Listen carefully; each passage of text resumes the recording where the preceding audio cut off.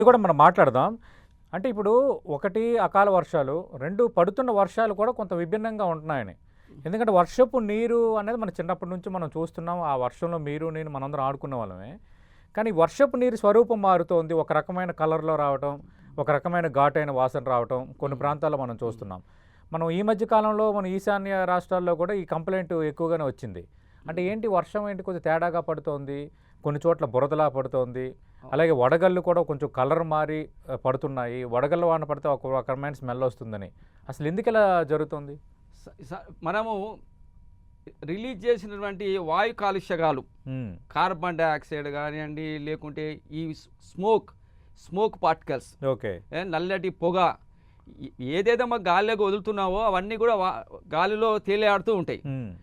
ఎప్పుడైతే వర్షం పడిందో ఈ వర్షపు నీటిలో ఈ నల్లటి సూట్ పార్టికల్స్, పొగ, డస్ట్, ఈ రసాయనాలు, ఆయిల్ వంటి ఏమైనా ఉన్నట్లయితే డ్రాప్లెట్స్ ఇవన్నీ కూడా వర్షపు నీటితో కలిసిపోయి భూమి మీదకి తిరిగి వస్తాయి.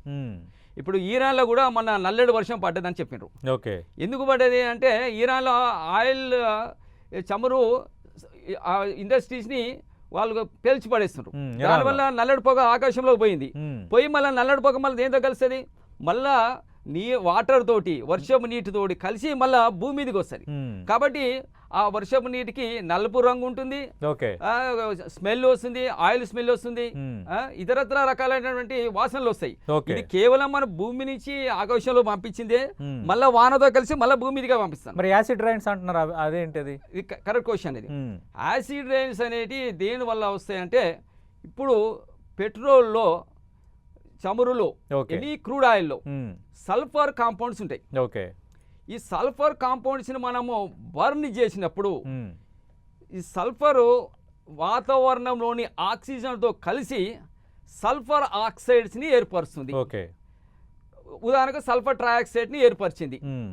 ఈ సల్ఫర్ ట్రయాక్సైడ్ అనేది వర్షపు నీటిలోని H2O కలిసి సల్ఫ్యూరిక్ ఆమ్లంగా మళ్ళా భూమిని చేరుతుంది. ఓకే, దీనినే మనము యాసిడ్ రెయిన్ అంటాం. యాసిడ్ రెయిన్ యొక్క pH 5.6 కన్నా తక్కువ ఉంటుంది. ఓకే, మన సహజంగా కురిసే వాన యొక్క pH 5.6 కన్నా ఎక్కువగా ఉంటుంది. ఎక్కువగా ఉన్నదంటే అది బలీయం, చాలా వీక్ యాసిడ్. ఓకే, తక్కువగా ఉందంటే అది స్ట్రాంగ్ యాసిడ్. కాబట్టి 5.6 కన్నా తక్కువ ఉందంటే అది చాలా స్ట్రాంగ్ యాసిడ్. దాన్ని మనము ఆమ్ల వర్షంగా దాన్ని మనం పరిగణించాలి. ఓకే, అంటే ఇలాంటి వాటర్ తాగొచ్చా? వాన నీరు చాలా మంది తాగుతారు.